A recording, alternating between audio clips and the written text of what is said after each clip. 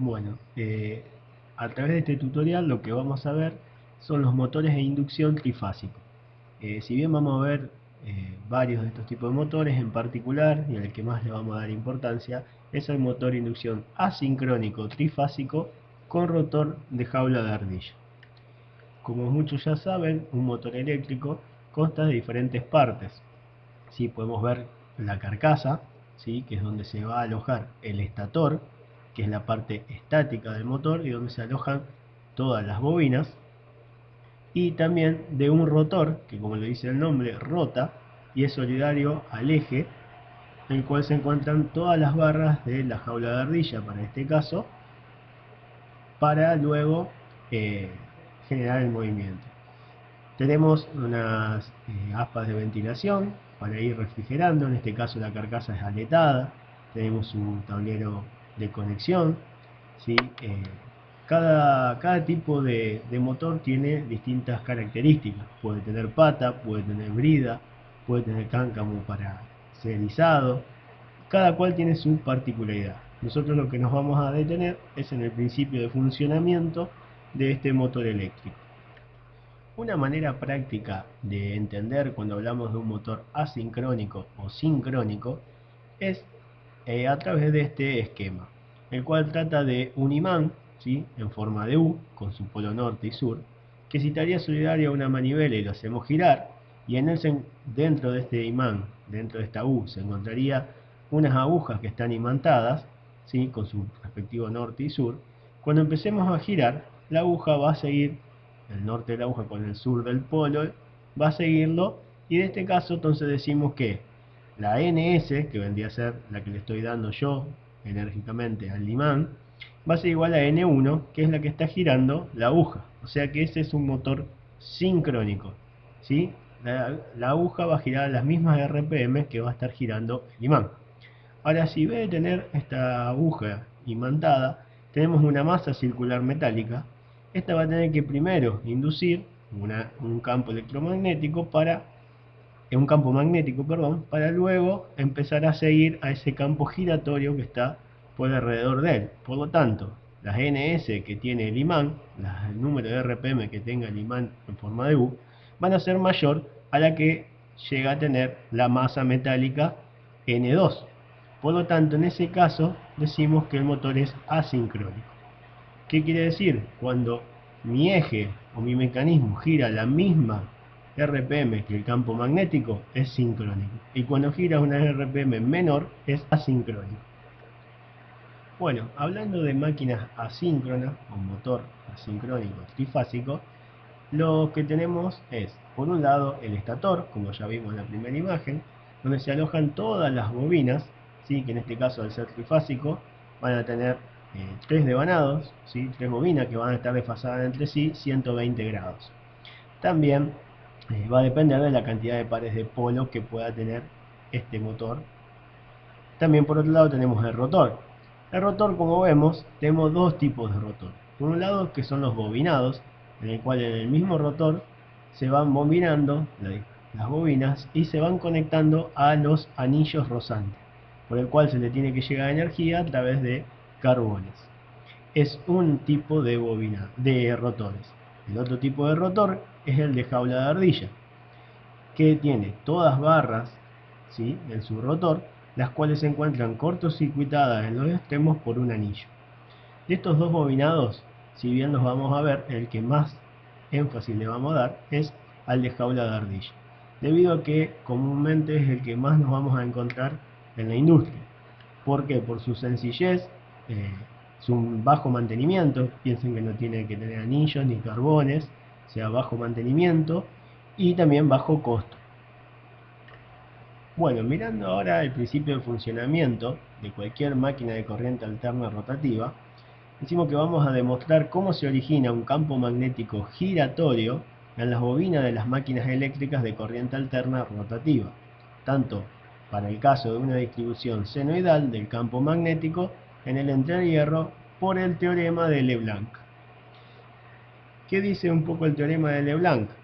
Para entender el teorema de Leblanc nos vamos a ir a este esquema donde dice que el campo magnético, que es H minúscula, va a estar dado por la fórmula del magnetismo por el coseno de omega t, donde omega t es la velocidad angular que posee esa corriente senoidal que estamos alimentando a esta bobina.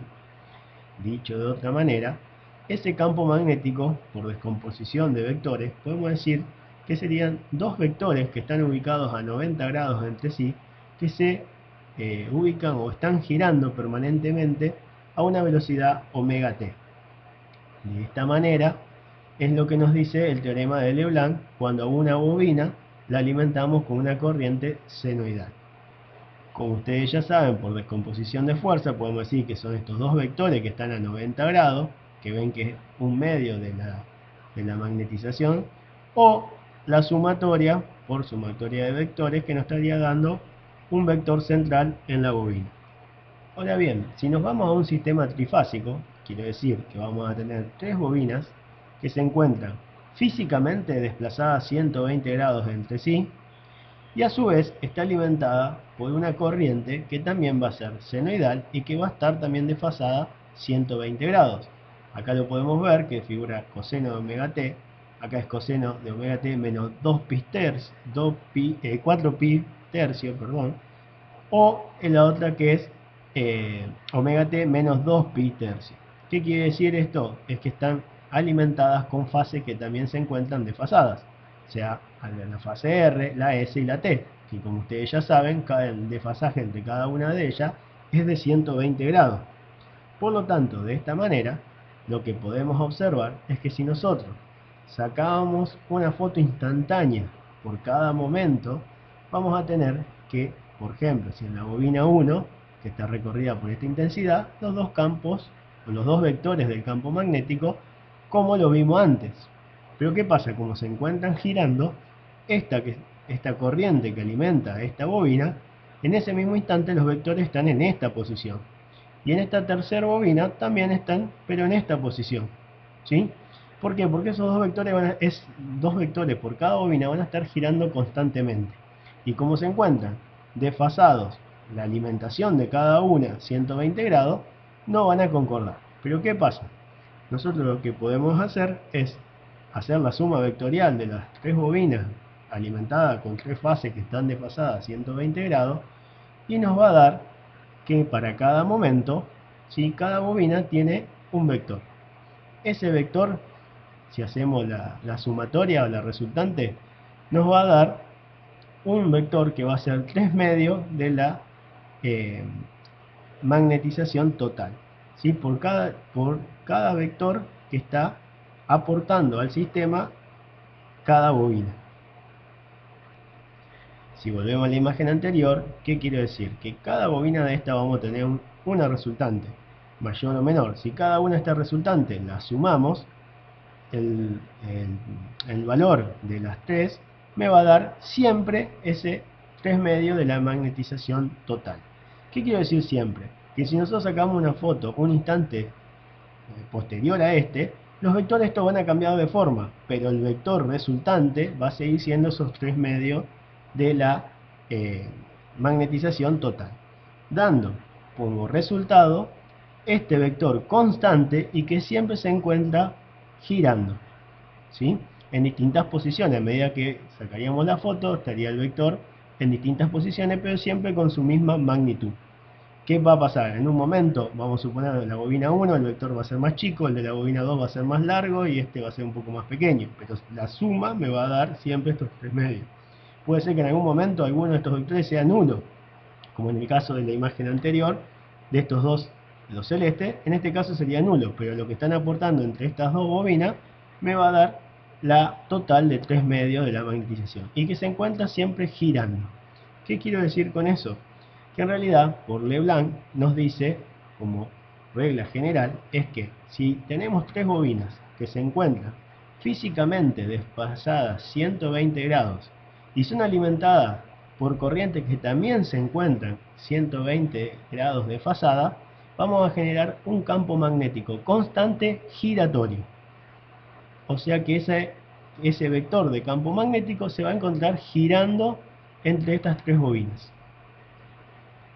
Volviendo a la imagen anterior donde teníamos el estator, podemos decir que si en este estator tenemos desfasadas las bobinas, estas tres bobinas desfasadas a 120 grados, como ya lo dijimos, y la alimentamos con tres corrientes que también se encuentran desfasadas a 120 grados, RS y T para nuestro caso, vamos a obtener un campo magnético giratorio. O sea que va a haber un campo magnético que va a estar girando en este estator, como si sería un imán permanente que se encuentra siempre girando sobre este estator.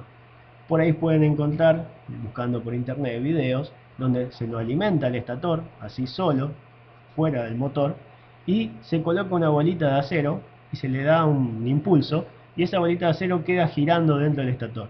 Eso comprueba lo del campo magnético constante giratorio que nos termina de explicar por el teorema de Leblanc. Para seguir con el principio de funcionamiento, ahora nos vamos a basar de esta similitud. Imaginémonos una escalera, ¿sí?, de un material conductor, donde cada uno de sus peldaños están unidos en sus extremos y es todo un material conductor. Si por arriba de él agarramos un imán permanente, como en este caso, por ejemplo que tiene un norte, y lo movemos nosotros, lo desplazamos con la mano a una velocidad, ¿qué va a pasar? En cada recinto, en cada peldaño, ¿sí?, en cada escalón de esta escalerita, se va a generar un campo magnético variable. ¿Por qué? Porque va a ir variando sobre el escalón a medida que lo movamos, ¿sí? Cuando generamos ese campo magnético variable, lo que se va a inducir en el peldaño es una fuerza electromotriz, la cual va a hacer que por cada peldaño, como está cerrado, ¿sí?, en sus extremos, va a circular una corriente I, en este caso indicado con las flechas rojas. Al circular una corriente I, se va a producir una fuerza. ¿Cómo sería esto?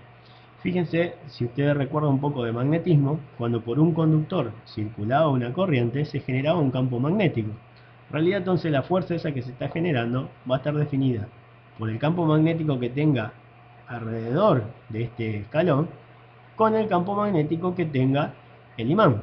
O sea, entre los dos va a haber una fuerza que puede ser de atracción o de repulsión, dependiendo si se forma un norte o se forma un sur, y dependiendo de cómo circule esta corriente.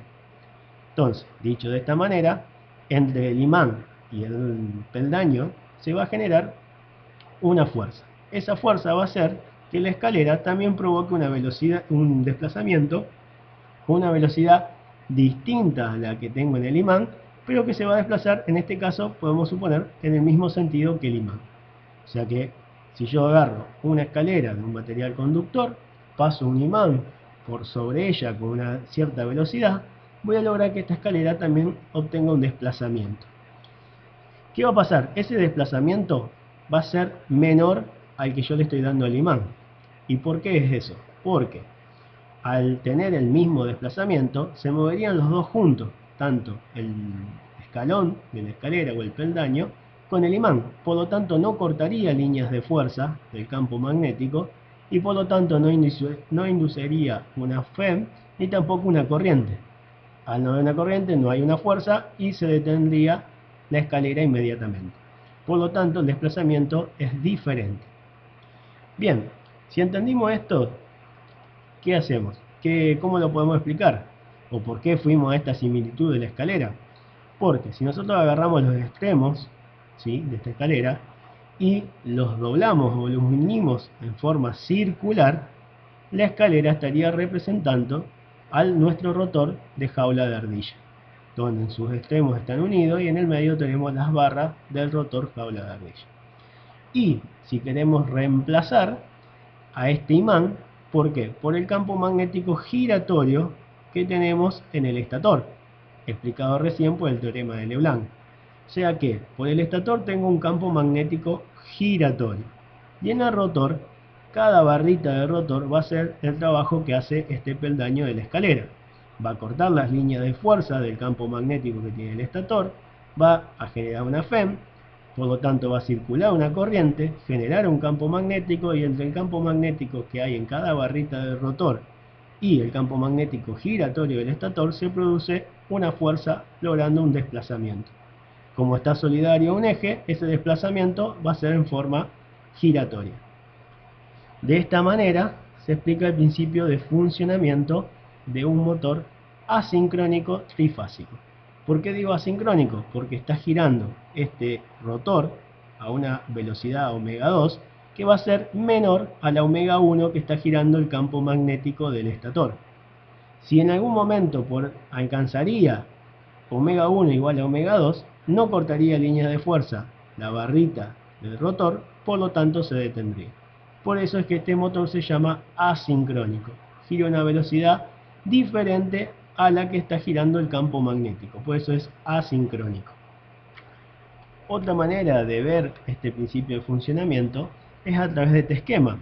Como ven, tenemos por un lado la fuerza del campo magnético que viene en nuestro caso del estator, que es ese campo magnético giratorio. Tenemos todas las líneas de fuerza. Al esta línea de fuerza cortar, ¿sí? O ser cortada por la barra, en este caso esta vendría a ser una barra de mi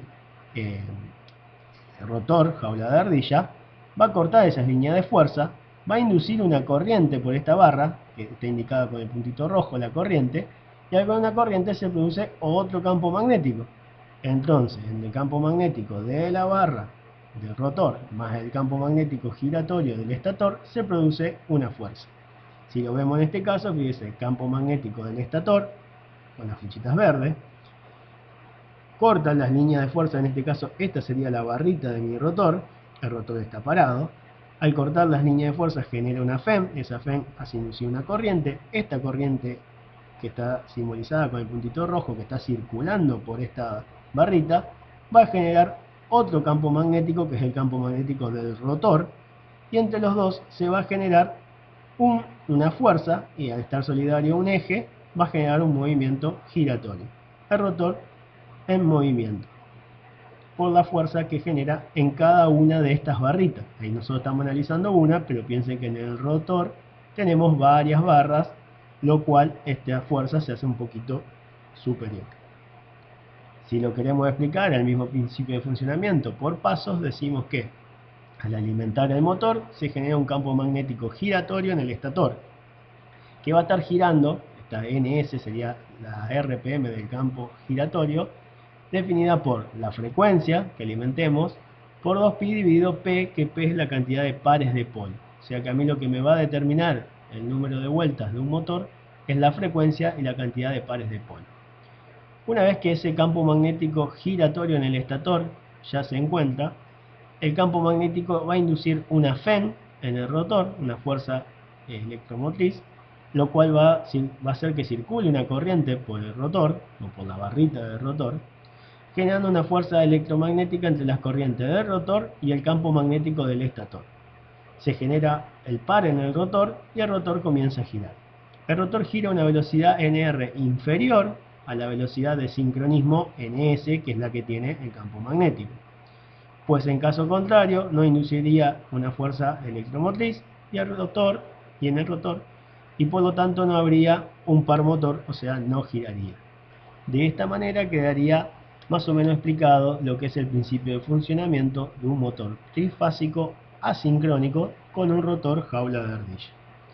Como dije, también lo podemos tener al rotor bobinado, si bien no lo vamos a explicar ahora y hoy en día en la industria cada vez se ve menos, ¿sí? Por un tema de costo y mantenimiento, como ya explicamos, pero un rotor bobinado también posee sus bobinas y vamos a tener también los anillos por donde van a rozar las escobillas o carbones para hacer su conexionado. Si nos vamos al que sí estamos viendo en detalle, que es el rotor con jaula de ardilla, vemos que tenemos por un lado el estator, por otro lado el rotor con sus respectivas barritas metálicas de la jaula. Las barras no siempre están derechas, pueden estar inclinadas. ¿Qué se logra con esta inclinación? Es que el campo magnético no va a tener, o sea, el par de arranque va a ser menos brusco, porque en realidad, en vez de, como definíamos antes, una sola fuerza en el medio de la barrita, vamos a tener una fuerza, a lo mejor, porque el campo magnético barre a lo mejor a 3 barras a la vez, al estar inclinada. Entonces, una fuerza más pequeña en este lado de una de las barras, otra un poquito superior en la del medio, que está en más contacto con el campo magnético, y otra más chica de este lado de la barra, generando un par o un arranque un poco más suave de esta manera. Este tipo de motores con este tipo de rotor de jaula de ardilla, si bien como dije antes son más económicos constructivamente, libre de mantenimiento y un costo inferior al de un rotor bobinado, la desventaja que presenta es que en el arranque tiene un gran par y por ende también tiene una corriente excesiva en el arranque, logrando unas 7 veces y media la corriente nominal. Por lo tanto, esa es la contra que tiene. Surgen otro tipo de rotores como el de doble jaula de ardilla. El rotor de estos motores está construido con dos jaulas de ardilla, una externa de menor sección y material de alta resistividad y otra interna de sección mayor y de material de baja resistividad. ¿Qué se logra esto? Es que en el arranque actúe una de las barras, ¿sí? Y una vez que arrancó empiece a cortar y generar esa fuerza el otro tipo de barra, logrando de esta manera un menor consumo en el arranque. Como pueden ver, acá tenemos las curvas, ¿sí?, de cómo actuaría uno de una sola jaula y cómo actúan acá las dos jaulas. De esta manera logramos un consumo menor, por lo tanto también una acoplo un poco menor en el arranque. Este es uno, que es el de doble jaula de ardilla, y el otro tipo de rotor que se puede encontrar es el de ranura profunda, que actúa de la misma manera. Son barras de cobre, pero primero se induce la fuerza en la parte del centro de las barras y luego se va hacia el extremo donde se encuentra el rotor. Cualquiera de estas son otros tipos de constructivamente, pero el principio de funcionamiento sigue siendo el mismo. Si nos vamos un poco a la velocidad que tienen los motores asincrónicos, podemos decir que están definidas por esta fórmula que vimos anteriormente, donde nuestro campo magnético, Ns, va a estar girando a una velocidad que va a estar definida por la frecuencia 2pi dividido p, donde p es la cantidad de pares de polo. Para nuestro caso va a depender de la cantidad de pares de polo, que pueden ser 2, 4, 6, 8, pero lo más común, por ejemplo, de 4 pares de polo y 50 Hz, nos estaría dando una velocidad de giro de sincronismo ns de 1500 rpm. O sea que ese campo magnético giratorio en el estator estaría girando a unas 1500 revoluciones por minuto. ¿Qué pasa? Esa sería la velocidad de nuestro campo magnético. Va a haber un deslizamiento. El deslizamiento es esta S, ¿sí?, que vendría a ser cuanto menos va a estar girando el rotor y por ende mi eje para tener esa diferencia y que pueda estar funcionando. Ya dijimos que si giraría a la misma RPM no cortaría línea de fuerza y se detendría. Por eso esa diferencia la que llama deslizamiento. Casi siempre si vamos a la práctica vemos una chapa característica de un motor, no nos va a decir 1500 RPM, sino que nos va a decir 1440, 1460, 1480. ¿Sí? Esa diferencia de 20, 40 o 60 RPM es lo que llamamos deslizamiento, donde NR o la rotación del rotor del eje va a estar definida por toda esta fórmula. Ahora bien, si vemos las potencias que están en juego en un motor eléctrico, podemos decir que la potencia absorbida sería la que me va a estar consumiendo a mí, la energía eléctrica que consume, que yo en este caso va a estar alimentando el estator. Vamos a ir teniendo una sucesiva potencias en pérdidas hasta llegar a la potencia útil, que es la que me va a dar a mí en el eje este motor.